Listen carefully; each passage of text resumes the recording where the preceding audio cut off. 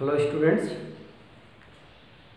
पिछली क्लासेज में हम लोगों ने inter conversion of state of matter शुरू किया था और उस inter conversion of state of matter में मैंने आप लोगों को सॉलिड का लिक्विड में कन्वर्जन बताया था। और उस कन्वर्जन में हमने ये देखा था कि फ्यूजन क्या होता है, मेल्टिंग क्या होता है, सॉलिडिफिकेशन क्या होता है, ये प्रोसेस हीट देने से कैसे एक स्टेट दूसरे स्टेट में चेंज होता है। अब इसी में दूसरा हम लोग आज देखेंगे और वो है इंटर कन्वर्जन ऑफ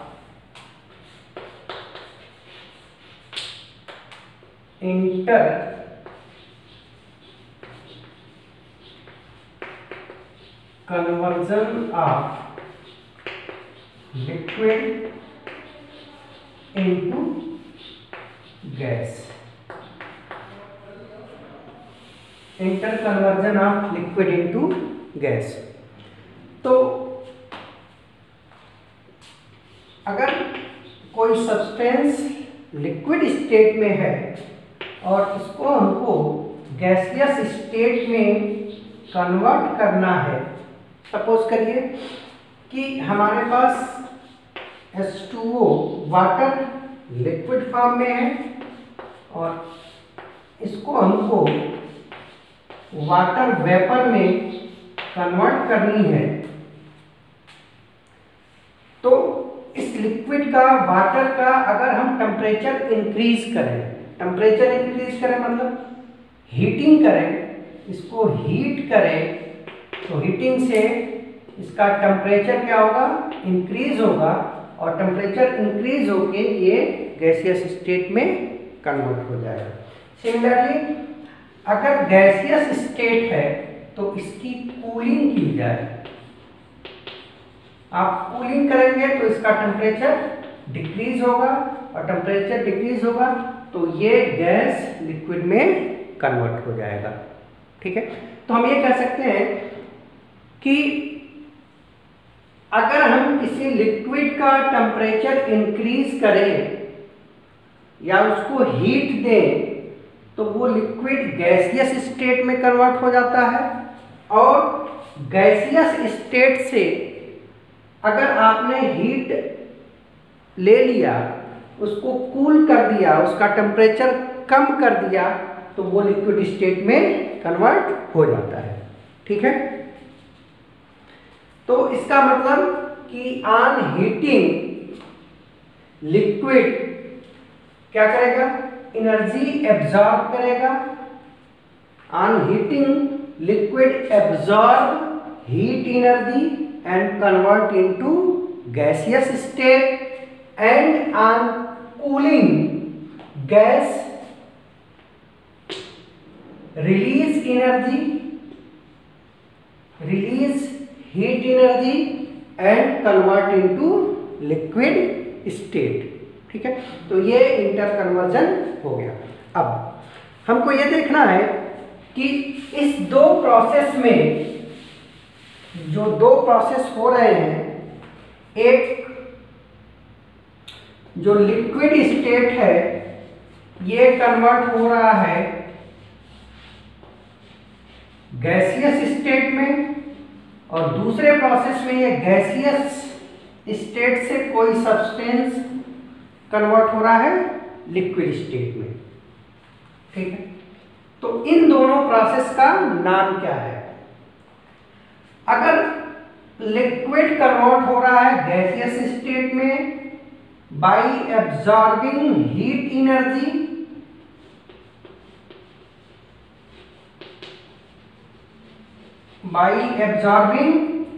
एनर्जी, तो इस प्रोसेस को हम लोग बोलते हैं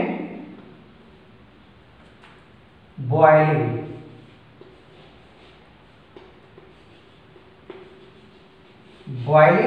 या इसी प्रोसेस का दूसरा नाम है वेपराइजेशन।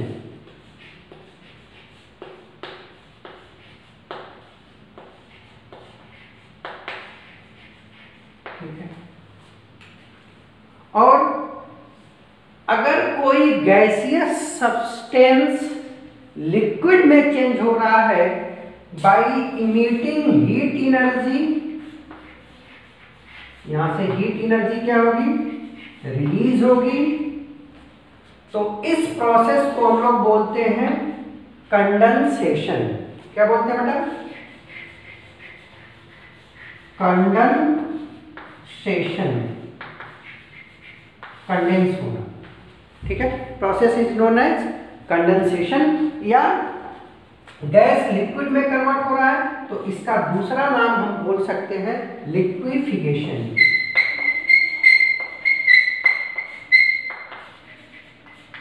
इसका अगला नाम होगा लिक्विफिकेशन, ठीक है। तो हमको ये दो चीजें पढ़नी, एक तो हो गया हमारे पास बॉइलिंग या इवापोरेशन, और दूसरा हो गया कंडेंसेशन या लिक्विफिकेशन। आप थोड़ी सी बात तो समझ ही गए होंगे कि लिक्विड का गैसेज में चेंज होना बॉइलिंग या वेपराइजेशन कहलाता है, और गैसेस का लिक्विड स्टेट में चेंज होना कंडेंसेशन और लिक्विफिकेशन कहलाता है। जब लिक्विड गैस में चेंज होगा तो हीट एनर्जी एब्जॉर्ब करेगा, हीट एनर्जी ये बाहर से लेगा, और जब गैस लिक्विड स्टेट में कन्वर्ट होगा तो हीट एनर्जी ये क्या करेगा, रिलीज करेगा, सराउंडिंग को ये एनर्जी देगा, ठीक है। ये तो बेसिक बात है। अब इसमें स्पेसिफिक होके अगर हमको ये डिफाइन करना है कि बॉइलिंग पॉइंट क्या है या वेपराइजेशन क्या है, तो इसको हम लोग देखते हैं।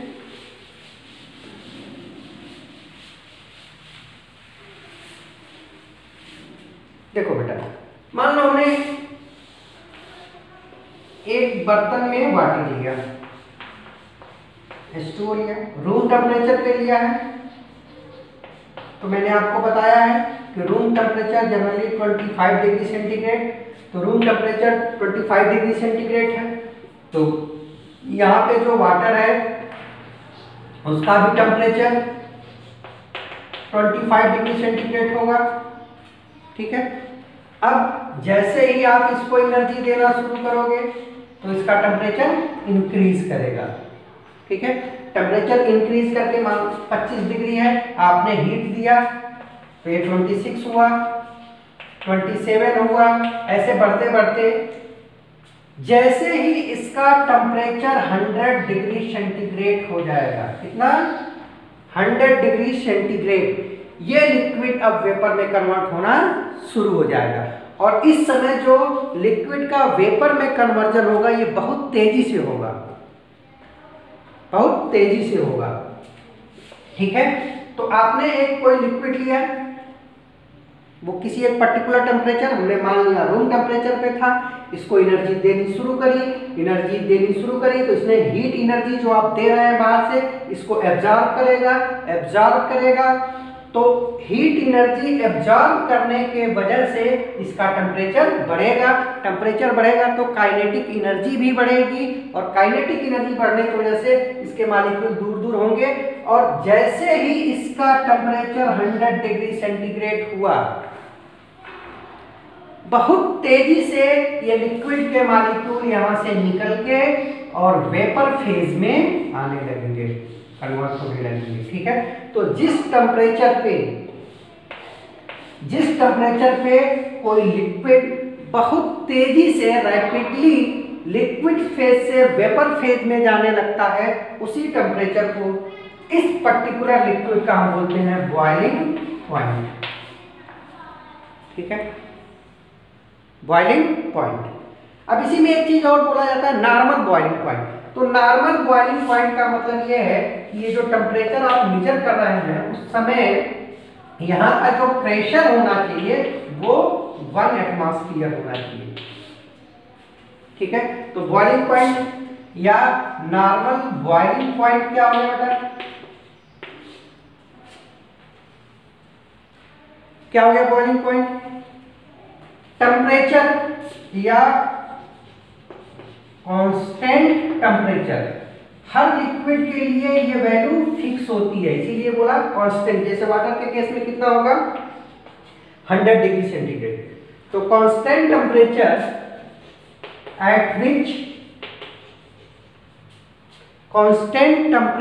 एट विच क्या होगा कि लिक्विड जो है,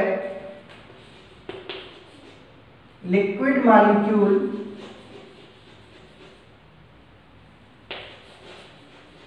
goes into gaseous state rapidly without changing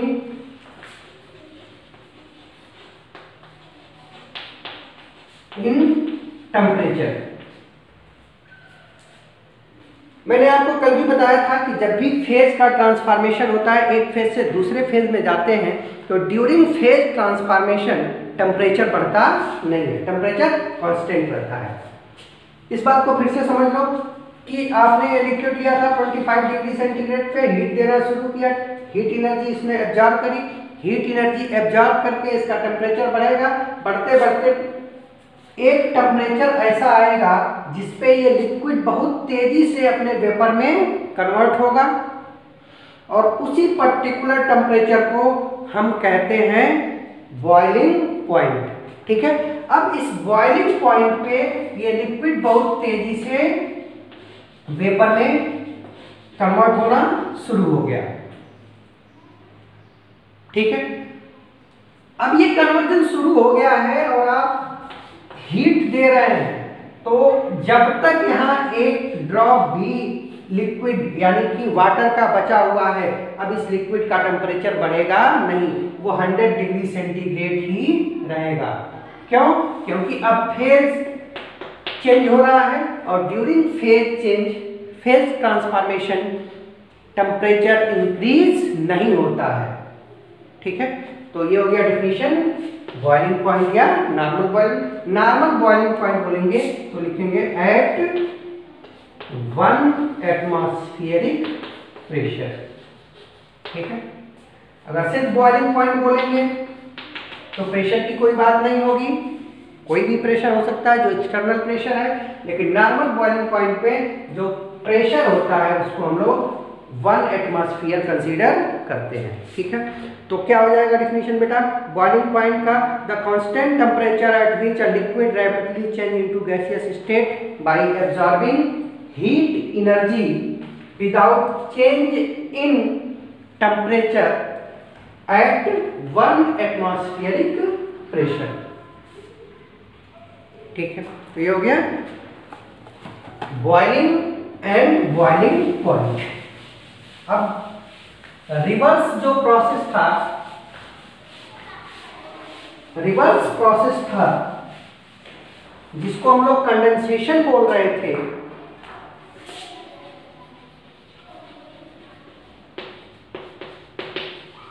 जिसको हम लोग कंडेंसेशन बोल रहे थे या इसी को बोलते थे लिक्विफिकेशन।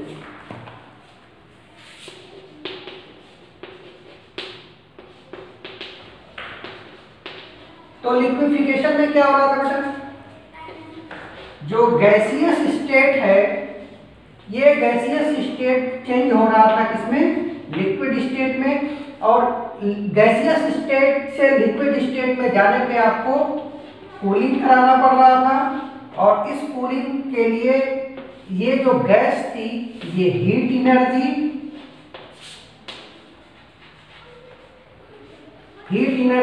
रिलीज कर रही थी, निकल रहा था हीट एनर्जी, और टेम्परेचर डिक्रीज हो रहा था। ठीक है, तो इसी पूरे प्रोसेस को हम लोगों ने बोला था कंडेंसेशन। ठीक है, तो कंडेंसेशन क्या हो गया, conversion of gaseous state into liquid state by releasing heat energy, ये हो गया कंडेंसेशन। अब कंडेंसेशन पॉइंट क्या होगा, जिस टेम्परेचर पे ये कंडेंसेशन का प्रोसेस होगा उसको हम लोग बोलेंगे कंडेंसेशन पॉइंट। ठीक है, छोटी छोटी चीजें हैं। अब इसके बाद ध्यान से समझने वाली बात यह है कि हमने एक लिक्विड लिया, चल ले लिया लिक्विड, मान लो हमने लिया क्या, वाटर।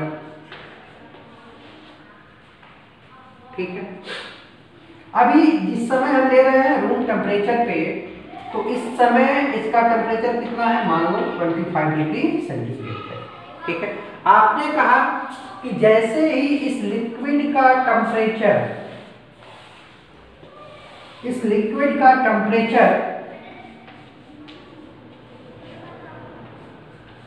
100 डिग्री सेंटीग्रेड होगा, इसका टेम्परेचर आप कितना करेंगे, 100 डिग्री सेंटीग्रेड, तो ये जो लिक्विड है ये बहुत तेजी से कन्वर्ट होने लगेगा किसमें, वेपर में। ठीक है, और यही टेम्परेचर जिसपे कोई लिक्विड बहुत तेजी से वेपर में कन्वर्ट होने लगे, इस टेम्परेचर को हम लोग बोलते हैं बॉइलिंग पॉइंट। क्या बोलते हैं, बॉइलिंग पॉइंट। ठीक है, और बॉइलिंग पॉइंट पे पहुंचने के बाद भी अगर आप इस लिक्विड को हीट कर रहे हो, एनर्जी दे रहे हो, तो इसका टेम्परेचर फिर बढ़ेगा नहीं। कब तक नहीं बढ़ेगा, जब तक कि सारा का सारा लिक्विड वेपर में कन्वर्ट नहीं हो जाएगा। ठीक है, शुरू करते हैं कि हमने 25 डिग्री सेंटीग्रेड पे लिया, हीट करना शुरू किया। जैसे हीट करोगे इस लिक्विड का टेम्परेचर जो 25 डिग्री था ये बढ़ेगा, बढ़ते बढ़ते और बढ़ेगा और बढ़ेगा और बढ़ेगा, बढ़ते बढ़ते जैसे ये 100 डिग्री सेंटीग्रेड होगा, 100 डिग्री सेंटीग्रेड पे ये लिक्विड बहुत तेजी से वेपर में कन्वर्ट होना शुरू हो जाएगा। और जिस टेम्परेचर पे लिक्विड बहुत तेजी से वेपर में कन्वर्ट होना शुरू हो जाता है, उसी टेम्परेचर को हम लोग बोलते हैं बॉइलिंग पॉइंट। और अब बॉइलिंग पॉइंट पे एक बार लिक्विड पहुंच गया, उसका टेम्परेचर उस लिक्विड के बॉइलिंग पॉइंट के टेम्परेचर के बराबर हो गया, तो अब भी अगर आप हीट दे रहे हो तो इस लिक्विड का टेम्परेचर अब नहीं बढ़ेगा, अब कांस्टेंट रहेगा। आप कंटिन्यूअस हीट एनर्जी दे रहे हो फिर भी टेम्परेचर बढ़ नहीं रहा है। कब तक नहीं बढ़ेगा, जब तक कि यहाँ पे एक भी ड्रॉप लिक्विड बचा हुआ है। ठीक है, जब तक पूरा का पूरा लिक्विड वेपर में कन्वर्ट नहीं हो जाता तब तक इसका टेम्परेचर बढ़ेगा नहीं। ठीक है, और जैसे ही सारा का सारा लिक्विड कन्वर्ट हो गया वेपर में, तो फिर अब इसका टेम्परेचर भी इंक्रीज होना शुरू हो जाएगा और ये हो जाएगा ग्रेटर देन 100 डिग्री सेंटीग्रेड। अब 100 से ज्यादा होने लगेगा।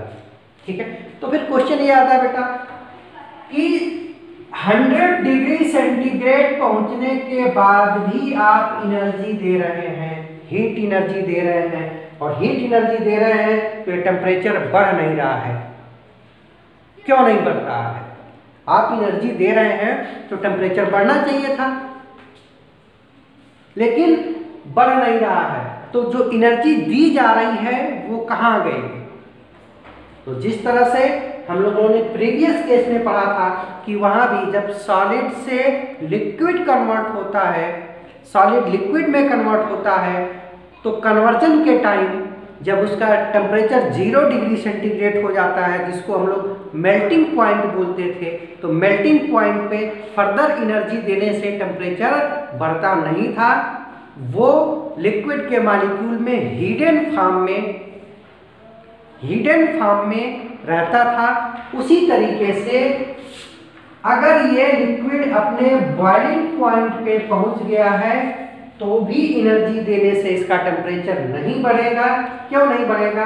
क्योंकि जो एनर्जी आप दे रहे हो इस वेपर में हिडन फॉर्म में स्टोर होता रहेगा, और इसी एनर्जी को हम लोग बोलते हैं लेटेंट हीट ऑफ वेपराइजेशन। इस एनर्जी को हम लोग क्या बोलते हैं बेटा?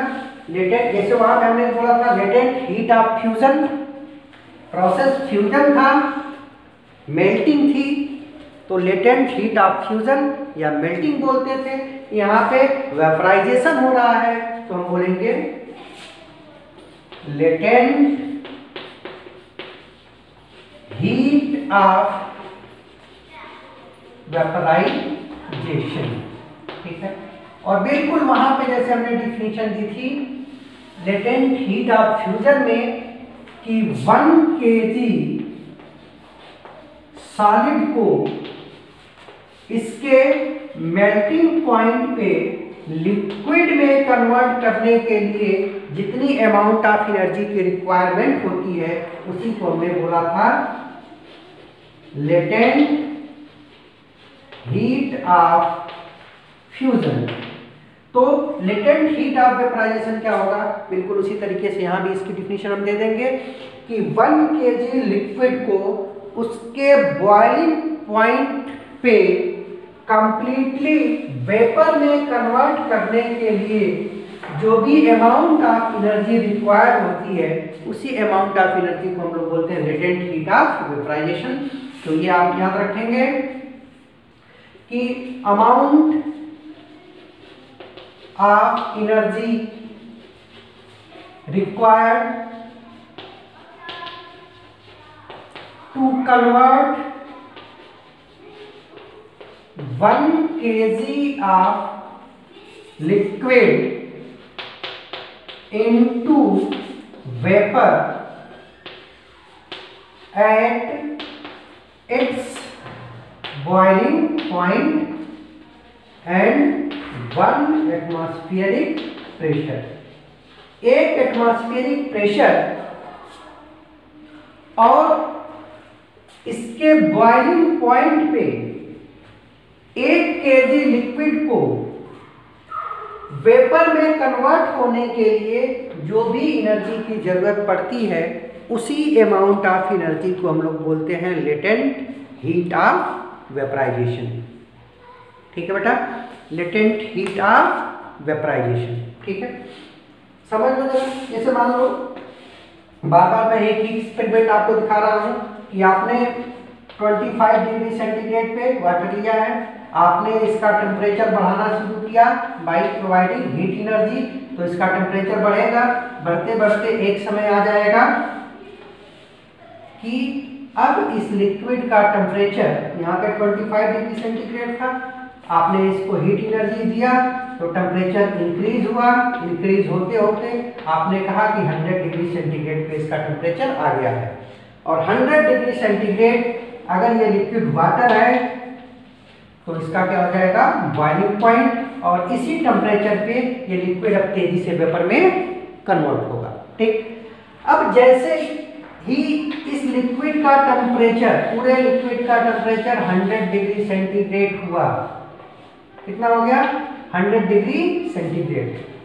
ठीक है, और आपने लिया है 1 kg लिक्विड, तो अब इस 1 kg लिक्विड को 100 डिग्री सेंटीग्रेड पे आपको कंप्लीटली 1 kg वेपर में कन्वर्ट करना है, और इसका भी टेम्परेचर 100 डिग्री सेंटीग्रेड ही रहेगा। तो 100 डिग्री सेंटीग्रेड पे 1 kg लिक्विड है, और इस लिक्विड को 100 डिग्री सेंटीग्रेड पे ही 1 kg वेपर में कन्वर्ट करने के लिए जितनी एनर्जी आप दे रहे हैं, यहां से यहां जाने में जो एनर्जी आप दे रहे हैं, इस एनर्जी को हम लोग बोलते हैं लेटेंट हीट ऑफ वेपराइजेशन। ठीक है, तो ये हो गया लेटेंट हीट ऑफ वेपराइजेशन। और इस तरीके से हम लोगों ने इंटर कन्वर्जन देख लिया by the effect of changing temperature, कि टेम्परेचर चेंज करने से एक फेज से दूसरे फेज में हम लोग कैसे जा सकते हैं, सॉलिड को लिक्विड, लिक्विड को गैस, गैस को लिक्विड, और लिक्विड को सॉलिड में कैसे कन्वर्ट कर सकते हैं। अब इस बात को जरा हम लोग ग्राफ से देखें। जो अब तक हमने बात पढ़ी है, आपको ग्राफ बनाने आता होगा। ग्राफ में ये दो एक्सिस होती हैं। इस वाले एक्सिस को हम लोग बोलते हैं एक्स एक्सिस, और ये वाली एक्सिस कहलाती है वाई एक्सिस। ठीक है, इस एक्स और वाई एक्सिस पे वेरिएबल रखे जाते हैं जिनको हम लोग चेंज करते हैं। ठीक है, और उनमें रिलेशन देखने के लिए ग्राफ बनाया जाता है। मान लीजिए हमने एक्स एक्सिस पे टाइम ले लिया, इस पे हम लोग क्या देखेंगे, टाइम देखेंगे। ठीक है, और वाई एक्सिस पे हमने टेम्परेचर ले लिया, यहाँ पे क्या होगा, टेम्परेचर। ठीक है, टेम्परेचर में मान लीजिए कि ये वाला टेम्परेचर है, यहाँ पे इस टेम्परेचर को हम लोग दिखा रहे हैं 0 डिग्री सेंटीग्रेड या 273 केल्विन। और आपको याद हो तो यही होता है मेल्टिंग पॉइंट ऑफ आइस। इसी टेम्परेचर पे आइस क्या हो जाता है, मेल्ट हो जाता है। अब बेटा अगर ये 0 है तो इधर का टेम्परेचर किसमें होगा, निगेटिव में होगा, निगेटिव में होगा। मान लो यहाँ पे हमने लिया है -4 डिग्री सेंटीग्रेड।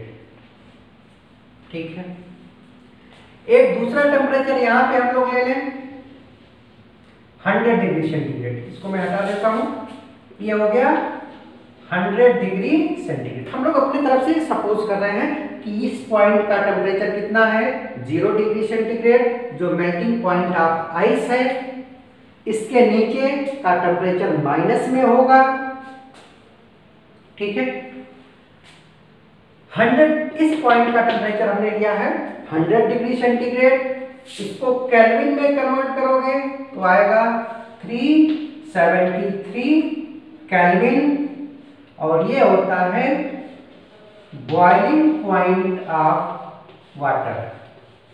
इस टेम्परेचर पे आके वाटर बॉयल करना शुरू कर देता है, बहुत तेजी से वो वेपर में कन्वर्ट होना शुरू हो जाता है। ठीक है, अब आप सपोज करिए कि 4 डिग्री सेंटीग्रेड पे आपने आइस लिया है।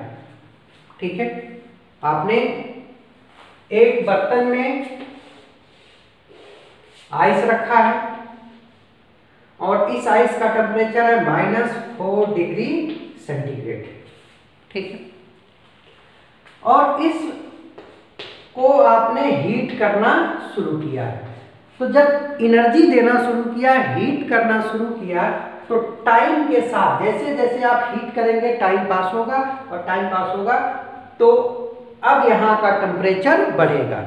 ठीक है, तो अभी जो आइस है वो 4 डिग्री सेंटीग्रेड पे है बेटा, और आपने इसको हीट एनर्जी देनी शुरू की।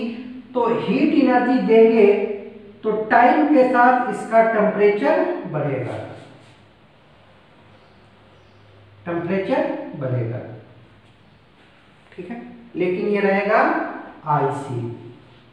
ठीक है, और जैसे बढ़ते बढ़ते इसका टेम्परेचर 0 डिग्री सेंटीग्रेड हुआ, यहाँ पे 0 डिग्री सेंटीग्रेड इसका टेम्परेचर आ गया बढ़ते बढ़ते, तो अब यहाँ पे ये आइस जो है ये वाटर में कन्वर्ट होना शुरू हो जाएगा।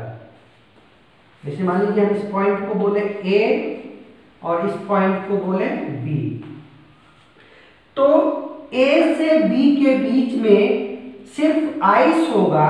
ए पॉइंट पे आइस का टेम्परेचर 0 डिग्री -4 डिग्री सेंटीग्रेड होगा, और हीट देने के वजह से अब इसका टेम्परेचर बढ़ेगा, -4 से -3 होगा, -2 होगा, -1 होगा, और इस बी पॉइंट पे अब इस आइस का टेम्परेचर हो जाएगा 0 डिग्री सेंटीग्रेड। और जैसे ही 0 डिग्री सेंटीग्रेड होगा तो 0 डिग्री सेंटीग्रेड आइस का मेल्टिंग पॉइंट होता है।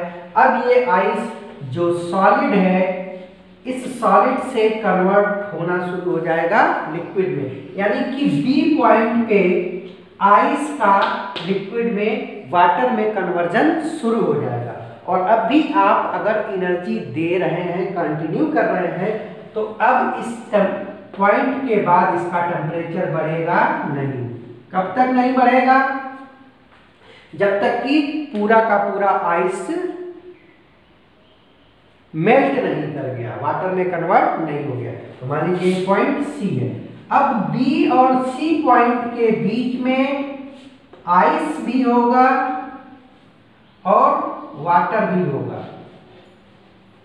ये दोनों साथ साथ रहेंगे, आइस भी होगा, वाटर भी होगा, और यहाँ टेम्परेचर दोनों का, आइस का भी और वाटर का भी कितना रहेगा? 0 डिग्री सेंटीग्रेड। लेकिन सी तक पहुंचते पहुंचते सारा आइस कन्वर्ट हो जाएगा वाटर में।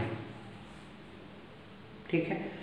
और अब जब सारा आइस कन्वर्ट हो गया वाटर में और फिर भी आप एनर्जी देंगे, तो अब इस वाटर का टेम्परेचर बढ़ना शुरू हो जाएगा और बढ़ते बढ़ते ये कहां तक जाएगा? 100 डिग्री सेंटीग्रेड तक। मान लीजिए ये डी। तो इस पॉइंट तक सिर्फ वाटर होगा, यहां से लेके यहां तक सिर्फ आपको वाटर मिलेगा, यहां से लेके यहां तक आपको आइस और वाटर दोनों मिलेगा, यहां से यहां तक सिर्फ आइस मिलेगा। ठीक। सी पॉइंट पे सिर्फ वाटर था, एनर्जी आपने दी, तो अब एनर्जी देने के बाद इस वाटर का टेम्परेचर बढ़ेगा। यहाँ पे भी टेम्परेचर कितना था? 0 डिग्री सेंटीग्रेड। अब 0 डिग्री सेंटीग्रेड से बढ़ के 1 2 3 4 10 20 50 ऐसे होते होते इस पॉइंट पे हो जाएगा 100 डिग्री सेंटीग्रेड। और जैसे ही 100 डिग्री सेंटीग्रेड होगा, 100 डिग्री सेंटीग्रेड क्या है? Boiling point of water. तो इस डी पॉइंट पे ये वाटर अब बहुत तेजी से कन्वर्ट होना शुरू हो जाएगा वेपर फेज में। और आपको पता है कि जिस टाइम पे, जिस टेम्परेचर पे वाटर वेपर में कन्वर्ट होता है, तो जब तक पूरा का पूरा वाटर कन्वर्ट नहीं हो जाता है, एनर्जी उसका टेम्परेचर बढ़ता नहीं है। तो अब ये ग्राफ ऐसे आएगा। मान लीजिए ई पॉइंट है, तो डी से ई के बीच में यहाँ पे वाटर लिक्विड भी होगा और ये वाटर लिक्विड कन्वर्ट हो रहा होगा किसमें? H2O वेपर में। और पॉइंट ई पर पहुंचते पहुंचते सारा का सारा वाटर कन्वर्ट हो जाएगा किसमें? वेपर में। ठीक है। और इसके बाद भी अगर आप देते हैं तो अब ये वेपर का टेम्परेचर 100 डिग्री से ज्यादा बढ़ के एफ तक आएगा। जितना हीट देते जाएंगे उतना ये बढ़ता जाएगा। ठीक है।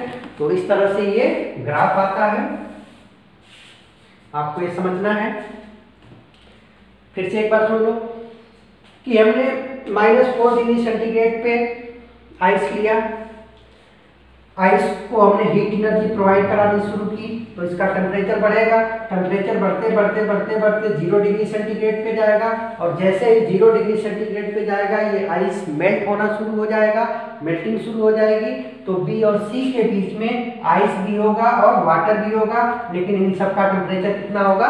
0 डिग्री सेंटीग्रेड। ठीक। जैसे ही सी पॉइंट पे सारा का सारा आइस वाटर में कन्वर्ट हो गया और अब भी आप एनर्जी दे रहे हो, तो अब इस वाटर का टेम्परेचर बढ़ेगा एनर्जी देने से, और बढ़ते बढ़ते ये कितना हो जाएगा? 100 डिग्री सेंटीग्रेड। और 100 डिग्री सेंटीग्रेड पहुंचने पे ये वाटर अब कन्वर्ट होना शुरू हो जाएगा वेपर में। और जब तक ये कन्वर्जन वाटर से वेपर का चलता रहेगा, टेम्परेचर नहीं बढ़ेगा, 100 डिग्री सेंटीग्रेड ही होगा। और एक बार सारा का सारा वाटर वेपर में कन्वर्ट हो गया तो फिर से इसका टेम्परेचर बढ़ना शुरू हो जाएगा।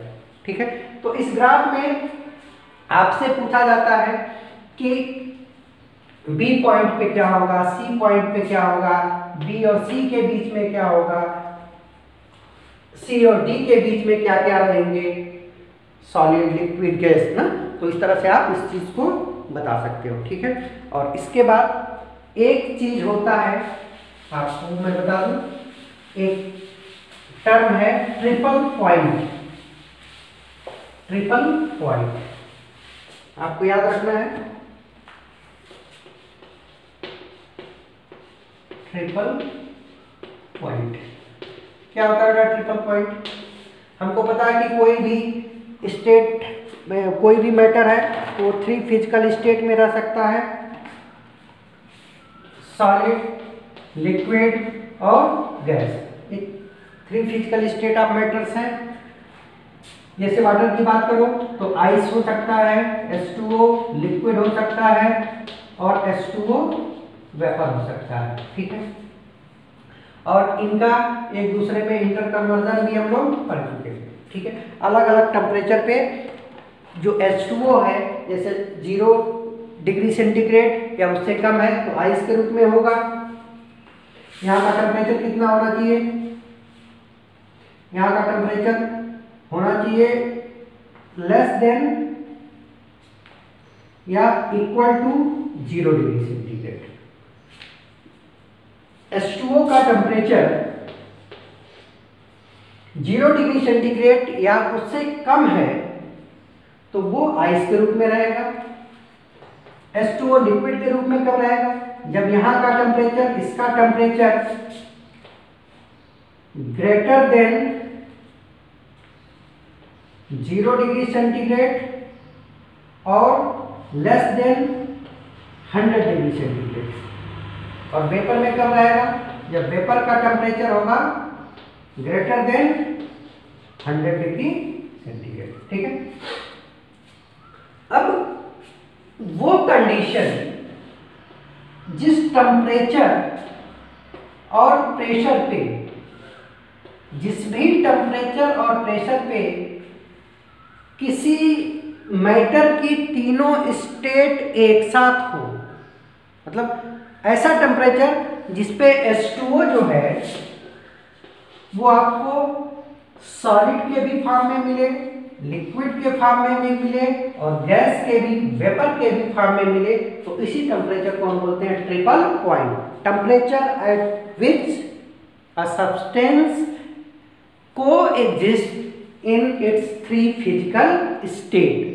वो टेम्परेचर जिसपे कोई भी सब्सटेंस अपनी 3 फिजिकल स्टेट, सॉलिड, लिक्विड और गैस, तीनों ही फिजिकल स्टेट में मिलती हैं, उसी टेम्परेचर को हम लोग बोलते हैं ट्रिपल पॉइंट, ठीक है। जैसे वाटर के लिए ट्रिपल पॉइंट जो होता है वो ट्रिपल पॉइंट ऑफ H2O ये होता है बेटा 273.15 केल्विन, ठीक है।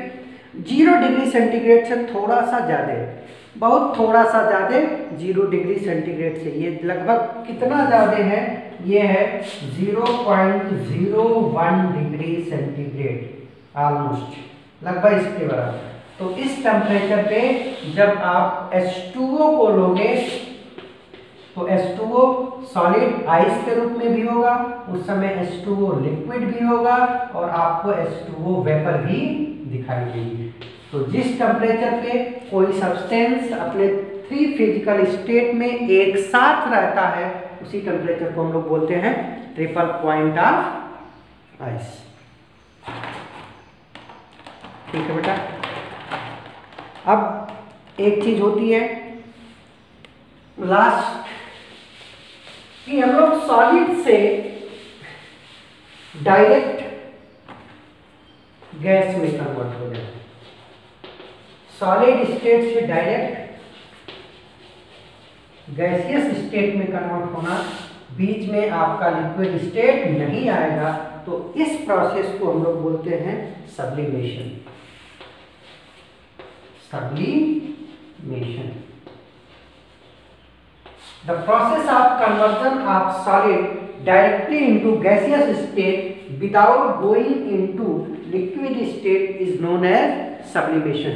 तो सॉलिड का डायरेक्ट लिक्विड में गैसियस स्टेट, लिक्विड स्टेट बीच में नहीं आएगा, सॉलिड का डायरेक्ट गैसियस स्टेट में कन्वर्जन कहलाता है सब्लिमेशन।